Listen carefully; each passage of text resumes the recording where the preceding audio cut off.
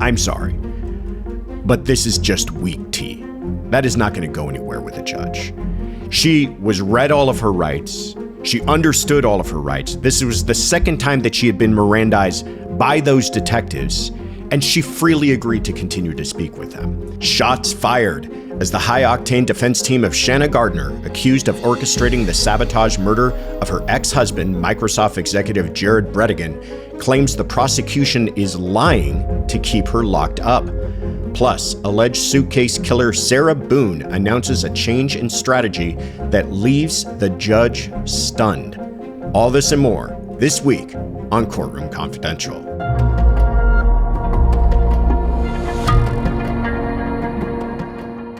Welcome back, everybody. First, we want to take a moment to make sure and send our love and well wishes to all of our listeners in Florida. We know that Hurricane Helene looks to be no joke, and we hope that you are all managing to keep yourselves safe. Plus, another treat for all of our Floridians as we have updates in two big cases taking place in Florida this week. So let's jump right in. First, attorneys for a Florida woman accused in the ambush and execution of her ex-husband has asked the judge to dismiss the case against her because of what they claim is prosecutorial misconduct. Microsoft executive Jared Bredigan was shot to death in 2022 in front of his car after attempting to move a tire that was in the middle of the road, all as his then 2.5-year-old daughter sat in the back seat.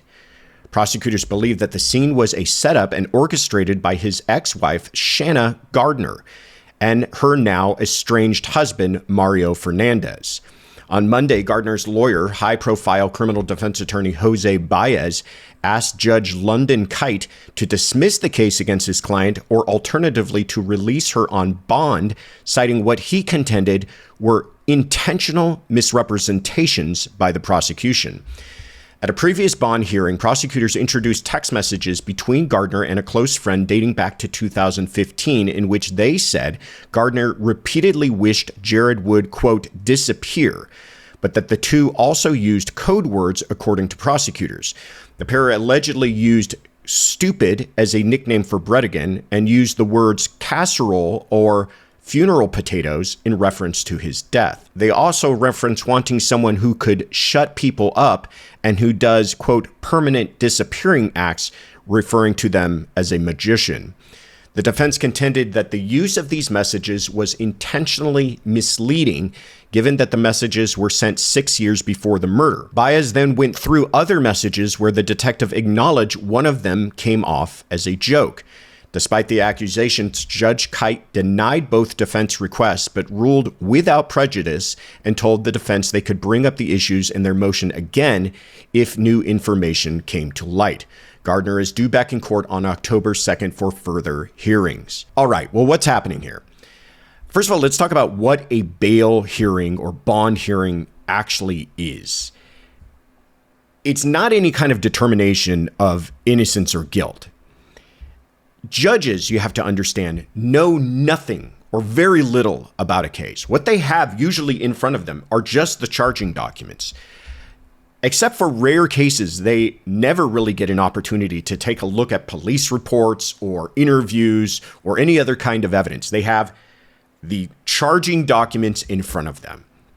They may have some probation reports, other intake reports, things like that give a small summary of what the facts might be. But in order for a judge to make a determination about bail, they have two concerns. They want to know, one, is this person going to return to court? And two, is this person a threat to the public? Those are their two main concerns. So they need to know a little bit about the defendant. Who are they? Are they a violent person? Do they have a violent past? And they have to know a little bit about what they're accused of.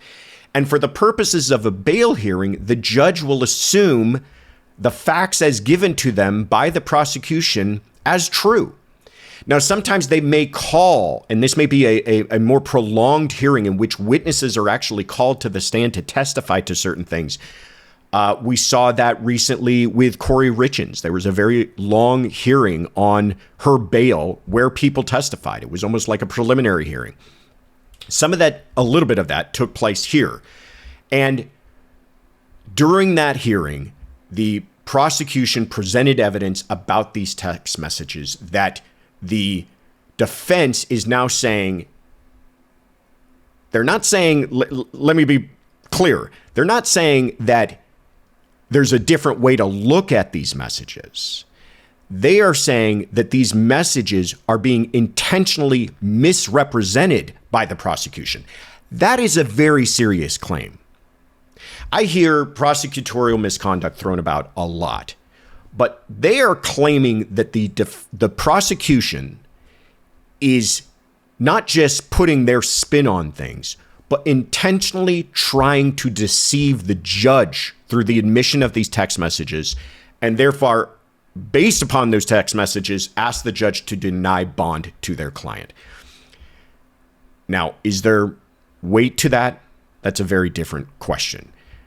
First of all, they're saying that the argument being made by the defense is that the prosecution's allegations that some of these words and language as code is a misrepresentation.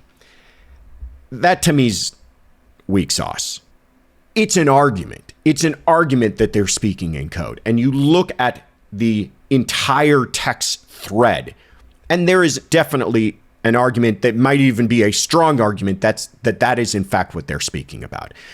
They particularly point to, the defense does, this idea of funeral potatoes, saying that is just a cultural, religious thing that they're referring to and has nothing to do with discussions about killing someone.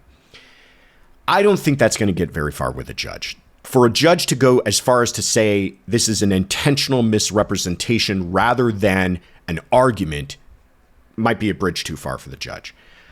But the part that I thought was stronger was the idea that these messages are 6 years old.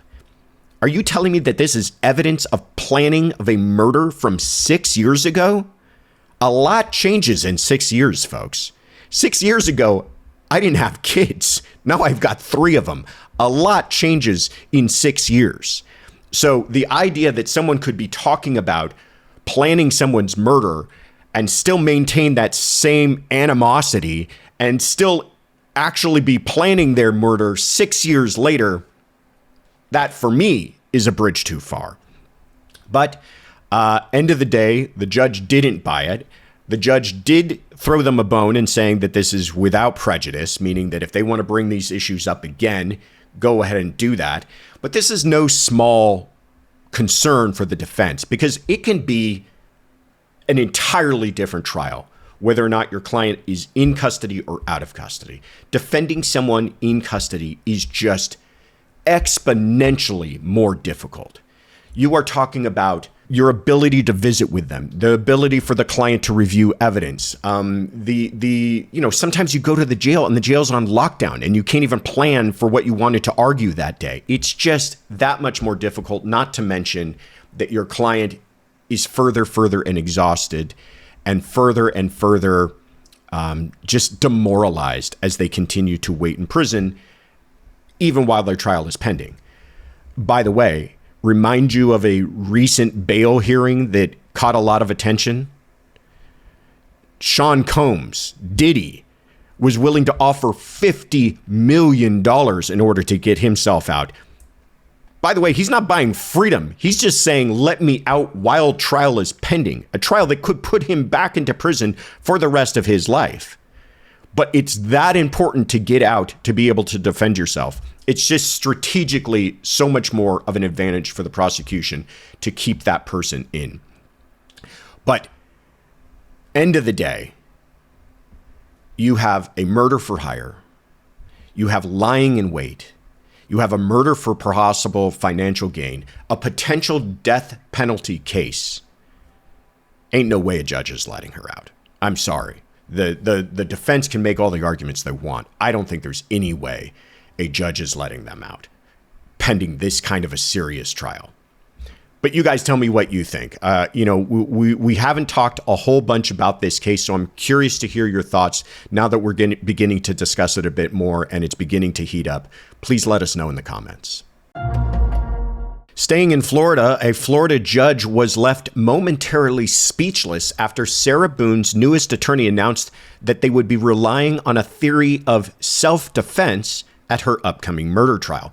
Boone is charged with the second-degree murder of her boyfriend, George Torres Jr., who was found dead inside a zipped suitcase after a night of drinking at the couple's apartment.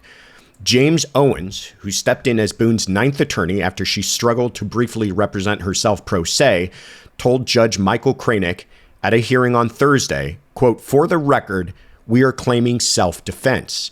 We're utilizing the battered spouse syndrome in conjunction with that defense, not accident as they," referring to the prosecution, "want to allege." The news shocked Judge Kranick, who paused after confirming, "Are you claiming self-defense?" Well, that's the first time I've heard that. The prosecution had previously asked the judge to strike any reference to battered spouse syndrome, arguing the murder was fueled by alcohol and not a cycle of violence. The prosecution pointed to an interrogation the day after Torres's death, where Boone was asked, "What was your motivation for leaving him in the bag?" Boone replied, "I didn't have any motivation. It was me. He and I having a great day, fooling around and being stupid, and apparently me going upstairs and going, I'm blaming it on the wine."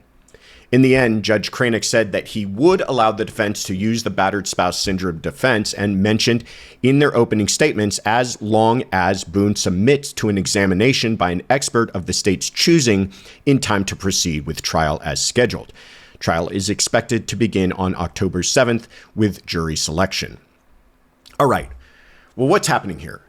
First, let's talk a little bit about Miranda.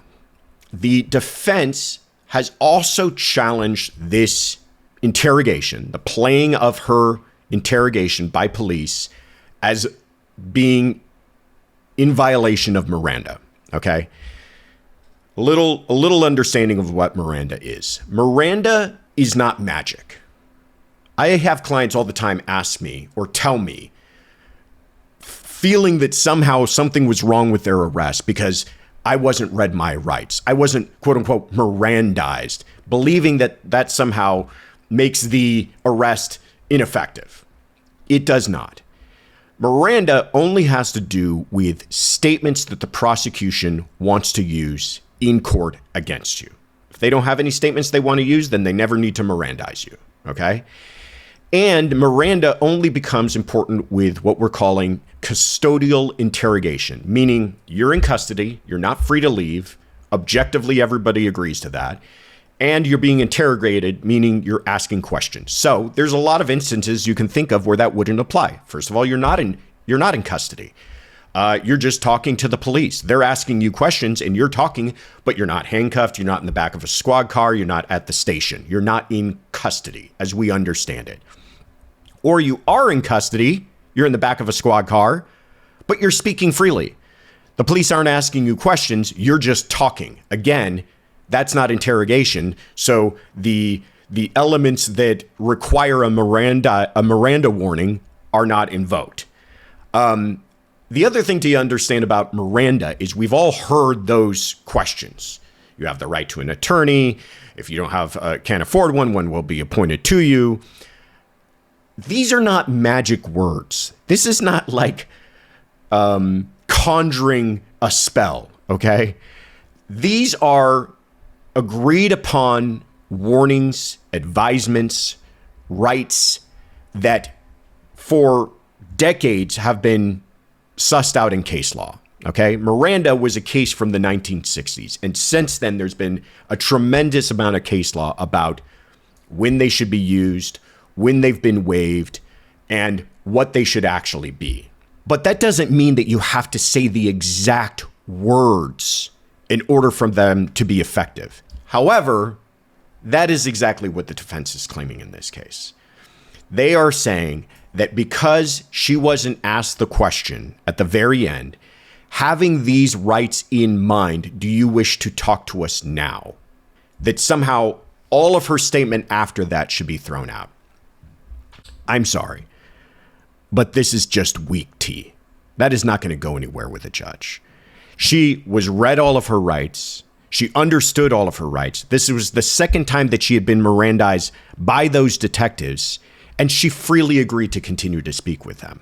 That one last question not having been asked is not some sort of magic potion that somehow makes the entire advisement of rights ineffective. But why is this so important to the defense? That's really the question, and why we're talking about Miranda at all. It wouldn't be all that important if it wasn't for what her attorney said in court. He wants to argue self-defense in conjunction with battered spouse syndrome, which we'll talk about in a bit. But you cannot do that if you have your client making statements like she did, where she's basically saying, we were having a great time. It was a great day. I just forgot about him. I blame it on the wine. That doesn't say anything about this cycle of abuse. I was terrified. I didn't want to get anywhere near that suitcase. I knew he would kill me. That's why the judge, I think, was a little shocked when they brought up this idea of self-defense, because how are you going to get there from where they're at right now? Great question. Well, her attorney says, well, we want to use battered spouse syndrome in conjunction with self-defense. What does he mean by that? He means we want to use battered spouse syndrome to extend the concept of immediacy in self-defense. Self-defense is all about reasonableness. Were you reasonable in your apprehension of harm being done to you? Did you respond in a reasonable way to that? And part of analyzing whether or not you're in a reasonable apprehension is that it's an immediate threat upon your life. You can't shoot someone dead because they say, I'm going to come kill you next Tuesday. That's not immediate. That doesn't rise to the level of reasonableness required for self-defense. But when you're using battered spouse syndrome, you're saying that fear and apprehension for that person's safety and life is always present because of that cycle of violence that they have been experiencing. So their argument, if they're allowed to make it, is that because of the cycle of violence that existed in that home, Sarah Boone was always afraid for her life. And at this moment, when he happened to be trapped inside of that suitcase, she still was in fear of her life, and that's what caused her to leave him there. Now, in Florida and in many other states, before you can make these types of arguments, it has to be supported by evidence, and the judge has to give you the green light. You can't just stand up and all of a sudden start making certain affirmative defenses, self-defense, third-party culpability. You have to get the okay from the judge. And basically, that's what they were asking for here. And though she never brought it up in her interrogation, it is supported in the sense that there were prior reports, prior arrests made inside of that home that she shared with George that allows for enough that the argument can be made. And I think that's what the judge is doing. Boone herself had been arrested for domestic violence, but so had George. And so that is enough that the judge is going to allow for the argument. Now, realize, folks, just because he's allowing for the argument doesn't mean that's going to carry the day. But he's at least going to avoid the appellate issues and allow them to make those arguments in court. But end of the day, what I really think this is all leading towards here is her attorney can bring up the prior arrests. Her attorney can make statements and opening statements about what it was like living inside of that house. But, and especially if the prosecution brings in her interrogation, I think we're going to be hearing from Sarah Boone. I don't think there's any way to keep her off of the stand. First of all, we know enough about her personality and she wants to take this whole thing over anyways. But secondly, when you're bringing that type of a defense, self-defense, battered spouse syndrome, there's very little evidence to support it. Everybody's going to want to know what was going through her mind. The videotape where she's mocking him, if she wants to have any chance at any convincing argument in this case, she's going to have to stand up there and ask the jurors for it herself. But what do you guys think? Am I way off on all of this? Do you think there's no way she's ever taking the stand? Please let us know in the comments. Hey everybody, before we get into the other cases that were making headlines this week, I only ask one very small favor from you. If you haven't already, please take a moment to subscribe to this channel. We are blown away by the response. We're blown away by the growth of this channel. But in order for us to continue to bring you more and more content, we ask that you please help us by subscribing to the channel. And don't forget that we also have a podcast. So please join our community on all major podcast platforms. Also making headlines this week, a 15-year-old Mississippi teenager will spend life in prison without the possibility of parole after fatally shooting her mother in the face and attempting to kill her stepdad. Gregg sobbed in court last Friday as she learned her fate. She was sentenced to life in prison on counts of first-degree murder and attempted murder, and 10 years behind bars for tampering with evidence. Gregg is evil, and that's not easy to say, but the truth of the matter is that sometimes evil comes in young packages, Rankin County District Attorney Bubba Bramlett said on Friday. In March, Gregg shot her mom, 40-year-old high school math teacher Ashley Smiley, in the family's home. Chilling home surveillance footage shown in court captured the teenager walking around the house with a gun behind her back, followed by the sound of gunshots. Shocking testimony revealed that one of the men accused in a beloved rapper's fatal shooting received a mere $800 for the hit. Young Dolph, born Adolph Thornton Jr., was gunned down outside of a bakery in his hometown of Memphis back in 2021. Nearly 3 years later, the alleged shooters, Cornelius Smith and Justin Johnson, are being tried for his murder. Smith took the stand in Johnson's trial, kicking off the prosecution's case, testifying that the hit was ordered by the brother of a rival Memphis rapper, Yo Gotti, with the gunman both allegedly offered $40,000 for the execution. However, Smith testified that he received only a meager $800 for the killing before he was eventually arrested. When questioned as to why he was coming forward with this information now, Smith testified that it was time to be truthful, adding, "I'm going to jail anyway. I can get it off my chest." The trial is expected to last into next week.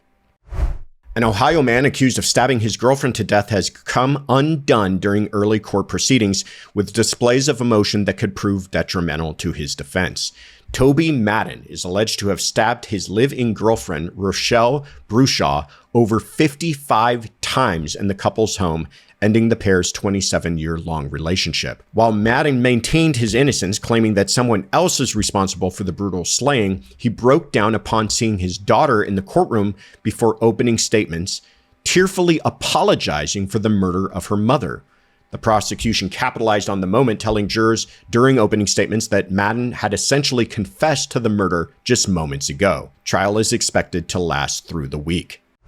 Attorneys for Kouri Richins, the Utah mom accused of killing her husband before writing a children's book about grief, have been keeping themselves busy. Wendy Lewis and Catherine Nestor said they intend to file multiple motions, including a request that the judge release their client ahead of trial, something he previously ruled against before the trial dates were set. The other intended motions include requests to reconsider ordering Richins to stand trial, to allow more than 8 jurors in the trial, to try the charges separately in different jury trials, and to try the case with jurors from outside of Summit County. Richins' next hearing was scheduled for October 28th, and if the documents are filed, Judge Richard Mrazek said he would consider the issues of whether Richins could stay in jail ahead of her trial at that time. Another hearing was scheduled for November 12th to hear other motions, while Richins' jury trial is set to begin on April 28th of 2025 and expected to last 3 weeks. Before we dive into what's on the docket for next week, I want to take a moment to thank you all for your support. The love from our growing community has been absolutely amazing, but we want to give a special shout out to Ann1969 for their glowing review on Apple Podcasts, and Laura Waldy 456 and CJ in LA for their kind words on YouTube. Keep them coming, folks. We highly appreciate your feedback.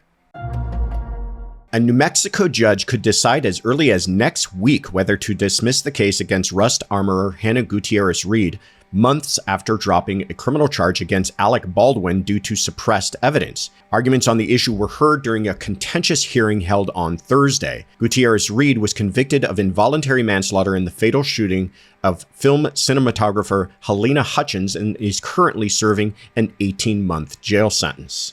Brian Walshe, the Massachusetts man accused of murder in the death and possible dismemberment of his wife, Anna, in early 2023, will be back in court on October 2nd for a status hearing. No trial date has yet been set. After new charges were announced earlier this week, Harvey Weinstein will be back in court on October 2nd for the judge to decide whether to consolidate the new charges with the current retrial of the charges the disgraced Hollywood mogul was already facing. Weinstein had his 2020 conviction on rape and sex assault charges overturned after New York's highest appeals court ruled the trial judge unfairly allowed other women to testify about allegations not a part of the case.